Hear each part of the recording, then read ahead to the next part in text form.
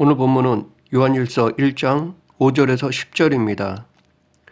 잠시 요한일서의 저자인 사도 요한에 대해 살펴보겠습니다. 사도 요한은 예수님의 12 제자 중에 하나였습니다. 세베대의 아들이며 사도 야고보의 형제였습니다. 또한 신약성경의 요한복음, 요한일서, 2서, 3서, 요한계시록의 저자이기도 합니다. 요한은 처음에는 세례 요한의 제자였으나 예수님의 제자가 되었습니다. 갈릴리 해변에서 아버지와 형제 야고보와 함께 배에서 그물을 깃고 있을 때 예수님께로부터 나를 따라오너라 라고 부름을 받았습니다. 12 제자 중에서 가장 예수님의 사랑을 받았습니다. 또한 베드로와 야고보와 더불어 특별한 상황에서도 예수님 곁에 있었습니다. 다음 요한일서를 쓰게 된 배경을 살펴보면 사도 요한이 요한일서를 기록할 당시에 영주주의라는 이단이 생겼습니다. 이들은 구원이 예수 그리스도로는 부족하고 여기에 더하여 자기들만이 아는 영적 지식에 의해서만 얻을 수 있다고 주장했습니다. 또한 영은 선하고 육은 악하다고 여겼으며 영과 육은 독립된 실체라고 주장했습니다. 영은 선하기 때문에 육은 어떤 것을 해도 괜찮다고 주장했습니다. 그로 인해 초대교회 안에서 성도들을 타락시켰습니다.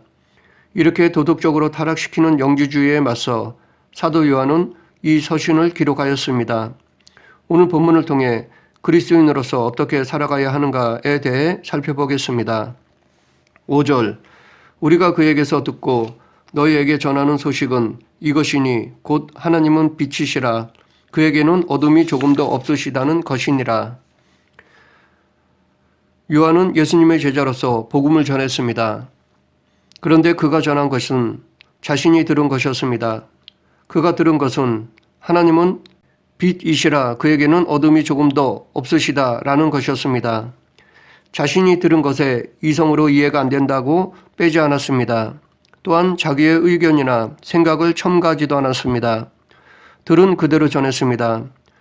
이러한 자세는 사도 요한뿐만이 아니었습니다. 베드로도 그랬습니다.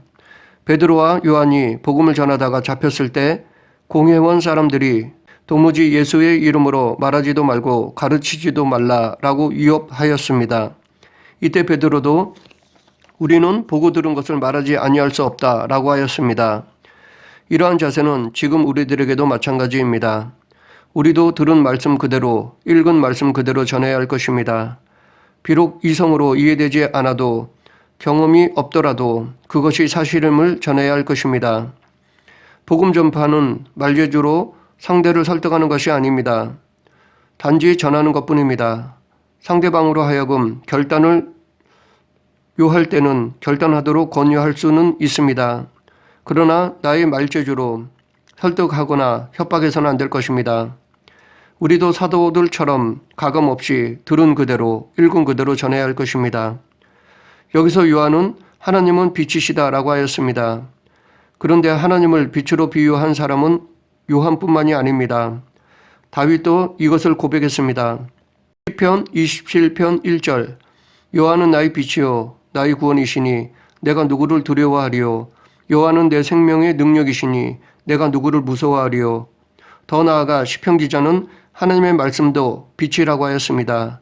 시편 119편 105절 주의 말씀은 내 발의 등이요 내 길의 빛이니이다. 그런데 이 하나님의 말씀은 예수님이십니다. 요한복음 1장 14절 말씀이 육신이 되어 우리 가운데 거하심에 우리가 그 영광을 보니 아버지의 독생자의 영광이요 은혜와 진리가 충만하더라. 이것들을 정리하면 하나님은 빛이시며 그의 말씀도 빛이십니다. 그런데 그 말씀이 예수 그리스도이십니다. 그렇기 때문에 예수 그리스도도 빛임을 알 수 있습니다. 그래서 예수님 스스로도 자신을 가리켜 빛이라고 말씀하신 것입니다. 요한복음 8장 12절 예수께서 일러 가라사대 나는 세상의 빛이니 나를 따르는 자는 어둠에 다니지 아니하고 생명의 빛을 얻으리라. 여기서 우리는 하나님과 예수님이 동등하심을 알 수 있습니다. 그러므로 이것은 하나님과 예수님이 동등하신 분이시라는 것을 간접적으로 밝히신 것입니다. 즉 이것은 우리가 하나님의 삼위일체이심을 알 수 있는 증거가 되는 것입니다.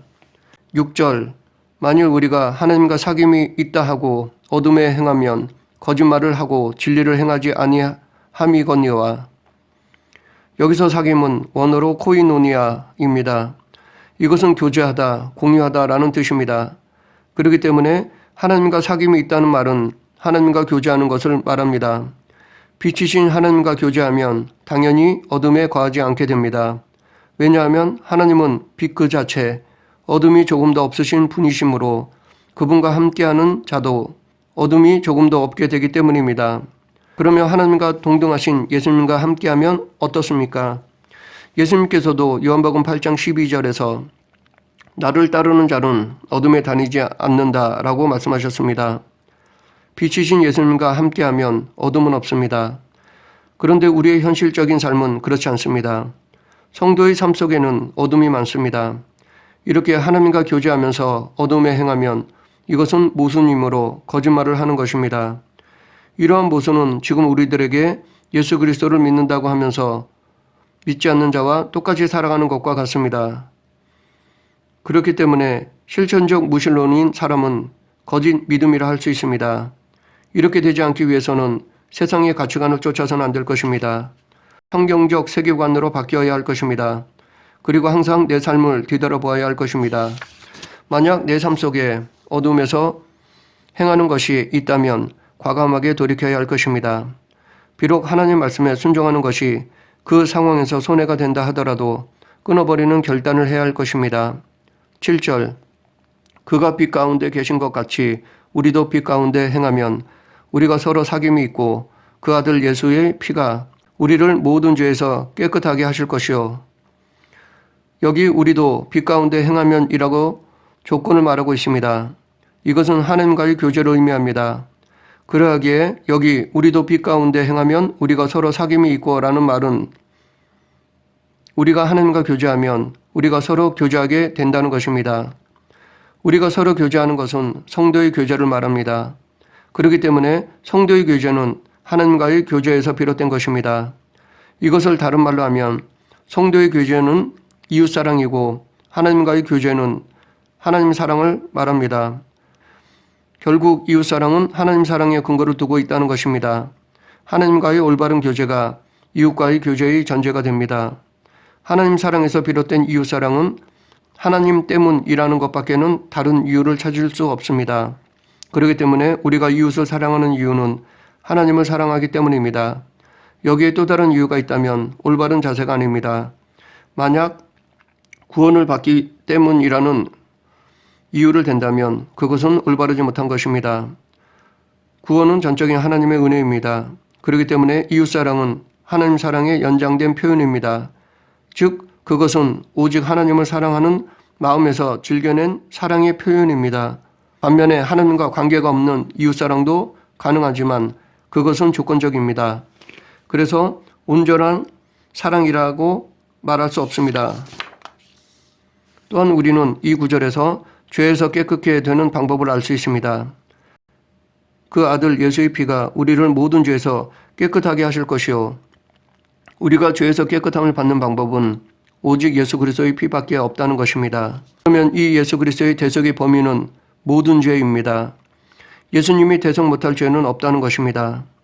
이것은 예수 그리스도의 은혜와 사랑의 범위이기도 합니다.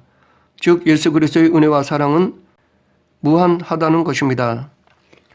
예수님이 감당하지 못할 죄값은 없습니다. 그렇기 때문에 우리는 우리의 죄를 가지고 십자가 앞에 내려놓아야 하는 것입니다. 철저히 예수님의 이름으로 회개해야 합니다. 만약 자기 자신이 죄에 대해서 판단한다면 이 정도면 회개 안 해도 돼. 이 정도쯤이야 째째하게. 혹은 이렇게 큰 죄를 어떻게 용서하실 수 있겠어. 나라도 용서 못할 건데 어떻게 거룩하신 예수님이 용서하시겠어. 이렇게 자기가 자기 죄를 판단한다면 더 큰 죄를 범하는 것입니다. 이것은 교만입니다. 우리는 우리의 죄를 전적으로 예수 그리스도의 보혈의 능력에 맡겨야 합니다. 8절 만일 우리가 죄가 없다고 말하면 스스로 속이고 또 진리가 우리 속에 있지 아니할 것이요. 죄가 없다고 말하는 것은 곧 구원자가 필요 없다는 말이며 예수 그리스도의 십자가 대속이 헛된 것이라는 말과 같습니다. 이것은 원죄를 부정하는 것이며 하나님의 구원사를 부정하는 것입니다. 즉 자기가 죄인이라는 것을 인정하지 않는 것은 성경의 모든 말씀을 믿지 않는 것입니다. 하나님의 말씀은 진리입니다. 요한복음 17장 17절 저희를 진리로 거룩하게 하옵소서. 아버지의 말씀은 진리니이다. 또한 말씀이신 예수 그리스도도 진리 되십니다. 요한복음 14장 6절 예수께서 가라사대 내가 곧 길이요 진리요 생명이니 나로 말미암지 않고는 아버지께로 올 자가 없느니라. 이렇게 진리인 하나님의 말씀 즉 인간은 죄를 범하여 사망하게 되었는데 예수 그리스도로 말미암아 구원받게 되었다는 것을 부정하는 것은 자기가 자기를 속이는 것이며 진리이신 예수 그리스도를 믿지 않는 것이므로 그 안에 진리가 없는 것입니다. 9절 만일 우리가 우리 죄를 자백하면 그는 미쁘시고 의로우사 우리 죄를 사하시며 우리를 모든 불에서 깨끗하게 하실 것이요. 하나님은 얼만큼 죄를 깨끗하게 하실 수 있습니까? 이사야 1장 18절 여호와께서 말씀하시되 오라 우리가 서로 변론하자 너희 죄가 주홍 같을지라도 눈과 같이 휘어질 것이요 진홍같이 붉을지라도 양털같이 되리라. 하나님께서 죄를 사하시려고 작정하시면 죄가 주홍 같을지라도 눈과 같이 휘어지고 진홍같이 붉을지라도 양털같이 깨끗하게 죄를 사하여 주십니다. 하나님은 죄만 사하여 주시는 것이 아닙니다. 의롭게까지 해 주십니다. 우리를 모든 불에서 깨끗게 하실 것이요. 이렇게 하나님이 죄를 사하시고 의롭게 해주심은 미쁘심과 의로우심에 근거하고 있습니다. 이 미쁘심과 의로우심은 하나님의 속성 중에 하나입니다. 이처럼 하나님은 신실하시고 공의로우시기 때문에 죄인을 용서하실 뿐만 아니라 의롭기까지 해주십니다. 그러면 이렇게 죄를 사함받고 의롭다 인정받기 위해 우리가 해야 할 것은 죄를 자백하는 것입니다. 여기서 자백이라는 것은 동일한 것을 말하다라는 의미입니다. 즉 누구의 말에 동의하거나 시인하는 것입니다. 그러므로 죄를 자백한다는 것은 죄가 하나님이 말씀하신 것처럼 잘못된 것임을 동의하는 것입니다. 그리고 하나님의 말씀에서 벗어났음을 시인하는 것입니다. 그러므로 죄의 기준은 오직 하나님의 말씀이 되어야 할 것입니다. 예수 그리스도가 죄의 판단 기준이 되어야 할 것입니다. 내 생각이나 감정이 정죄하는 판단이 되어서는 안 될 것입니다. 만약 내 생각, 감정으로 죄를 판단한다면 자기 이익이 되는 것은 어떤 이유와 핑계를 대서라도 죄가 안 되며 자기에게 손해가 되는 것은 무조건 죄로 여길 수가 있습니다. 공의롭지 못할 수가 있습니다. 10절 만일 우리가 범죄하지 아니하였다면 하나님을 거짓말하는 이로 만드는 것이니 또한 그의 말씀이 우리 속에 있지 아니하니라. 우리가 범죄하지 아니하였다는 것은 위의 8절에서와 같이 자기의 죄를 인정하지 않는 것입니다. 하나님의 말씀을 부정하는 것이며 예수 그리스도를 믿지 않는 것입니다. 즉 성경을 부정하는 것입니다. 더 나아가 이것은 성경의 저자이신 하나님을 거짓말하는 분으로 만드는 것입니다. 위에서 살펴보았듯이 성경은 진리입니다. 사실입니다. 창세기 3장의 인간의 범죄 이후 줄곧 인간들은 죄를 지어왔습니다. 그러므로 인간은 자신이 죄인임을 인정하고 예수 그리스도를 믿어야 죄사함을 받을 수 있는 것입니다. 그런데 인간은 연약한 존재입니다. 거듭난 이후에도 인간의 죄성으로 인해 죄를 지을 수 있습니다. 그렇기 때문에 우리는 신앙생활을 하다가 넘어져도 다시 일어나야 합니다. 비록 자기 자신에게 실망했다 하더라도 다시 일어나야 합니다. 그리고 끊임없이 성령님을 의지하고 성령님께서 나를 주관하시기를 간구해야 하는 것입니다. 모든 인간이 죄인임을 사도 바울도 고백하였습니다. 로마서 3장 23절 24절 모든 사람이 죄를 범하였음에 하나님의 영광에 이르지 못하더니 그리스도 예수 안에 있는 구속으로 말미암아 하나님의 은혜로 값없이 의롭다 하심을 얻은 자가 되었느니라. 이처럼 모든 사람은 죄인이기 때문에 죽을 수밖에 없는 존재입니다. 그러나 예수 그리스도의 대속으로 우리는 죄사함을 받았습니다. 그리고 의롭다고 인침을 받았습니다. 이 모든 것이 하나님의 은혜임을 바울은 밝히고 있는 것입니다. 이것이 역사의 진실이고 실제로 지금도 우리들에게 이루어지고 있는 사실임을 믿어야 할 것입니다. 말씀을 정리하겠습니다. 오늘 본문을 통해 앞으로 우리가 어떻게 살아가야 할 것인가에 대해 살펴보았습니다. 우리는 그리스도인으로서 말씀을 듣고 성경을 읽은 그대로 복음을 전해야 합니다. 복음에 무엇을 더하거나 빼서는 안 됩니다. 만약 이 복음에 무엇을 더하면 하나님께서 예비하신 재앙들을 더하실 것이고, 만약 이 복음에 무엇을 뺀다면 하나님께서 예비하신 생명나무와 거룩한 성에 참여하는 것을 제하여 버리실 것입니다. 또한 우리는 우리가 지은 죄를 자복하고 회개해야 합니다. 그러면 예수 그리스도의 대속으로 말미암아 미쁘시고 의로우신 하나님께서 우리 죄를 사해 주십니다. 더 나아가 우리를 의롭게 해 주십니다. 그러나 만약 우리가 우리의 죄를 판단하거나 죄를 부정한다면 심판을 받습니다. 그러므로 우리 모두 이 시간 이후로 담대히 복음을 전하고 내가 범한 죄를 시인하고 회개하여 보다 더 귀하게 쓰임받는 성도가 되길 간절히 축원합니다. 기도하겠습니다. 사랑과 은혜가 풍성하신 하나님 아버지, 저희들이 죄인임과 오직 예수 그리스도의 보혈만이 대속하는 방법임을 인정하는 그리스도인이 되게 하여 주시옵소서. 그래서 철저히 회개하여 죄사함을 받아 거룩한 백성으로 살아가게 하여 주시옵소서. 예수님 이름으로 기도드립니다. 아멘.